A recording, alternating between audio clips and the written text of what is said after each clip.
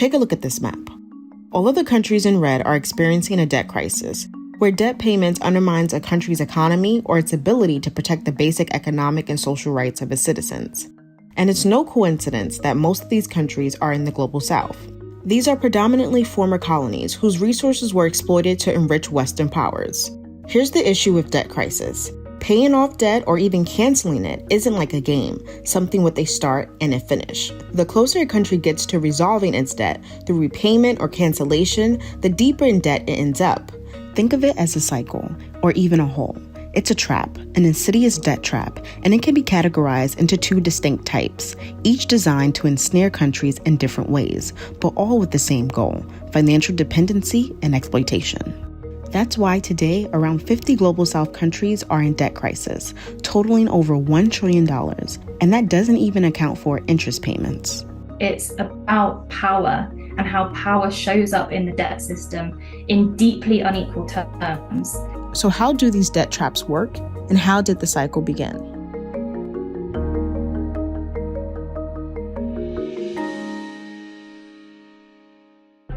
Crippling debt is a legacy of colonialism. In practice, colonialism is when, violent occupation and oppression of peoples and land and cultures and knowledge systems, and the exploitation and extraction of wealth and resources out of colonized countries for the benefit of European colonizers.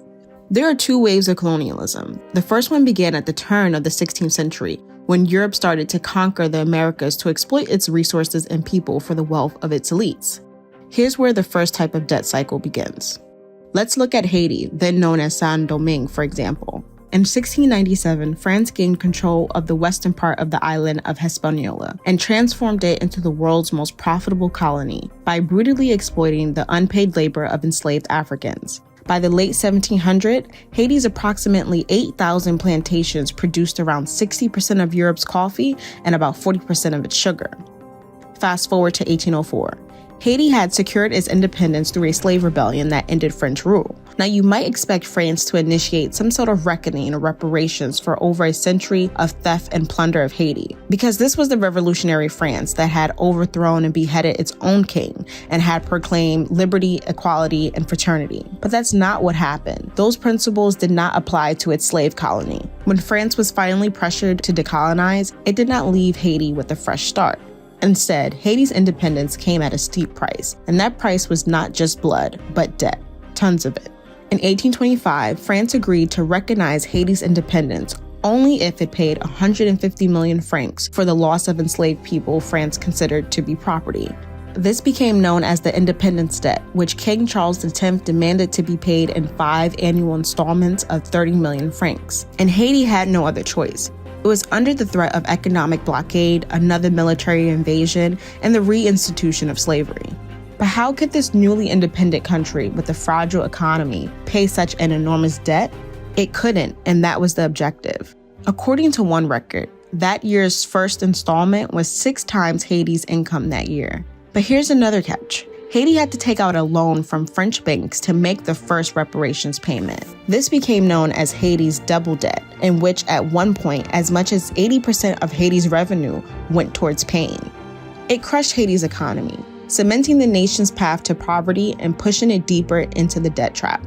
Although France lowered the independence debt to 90 million francs and Haiti eventually paid off the double debt, a New York Times investigation revealed that Haiti still ended up paying more than what was stipulated, a total of 112 million francs, which amounts to $560 million today. But the exploitation didn't stop there. With pressure from Wall Street and what would become Citigroup in particular, the U.S. launched an operation to loot Haiti's gold reserves. In 1914, U.S. Marines seized $500,000 in gold from Haiti's National Bank, about $16 million in purchasing power today. It set the stage for the U.S. occupation of Haiti, which lasted 19 years. During this period, the U.S. further exacerbated the country's debt burden, forcing it to take on loans from Wall Street. And this has really set the stage for a lack of development, a lack of resource for the needs of people in Haiti. And there are many in the country that draw direct lines between that colonial debt and the current socioeconomic status in Haiti right now, which is very low and has high levels of poverty and inequality and conflict. As of 2021, Haiti's public debt totaled about $5 billion, or nearly 30% of its GDP. Which brings us to the second wave of colonialism. It no longer involved shipping enslaved people from Africa across the Atlantic, but setting up shop at the source. It began during the 19th century in what's called the Scramble for Africa, which was driven by Europe's Industrial Revolution and the changing demands of imperial European powers. European factories now needed rubber, palm oil, timber, tin, copper, cobalt, and other minerals, most of which weren't available from the slave economies in the Americas, yet plentiful in Africa. So Britain, France, Portugal, Germany, Belgium, and Spain, sliced up the continent, creating arbitrary borders and boundaries, grouping totally different ethnic groups and claiming large swaths of land for themselves. And these colonial powers exploited the resources of other countries to bolster their own economies. Notice a pattern? During this era, we see inherited colonial debt.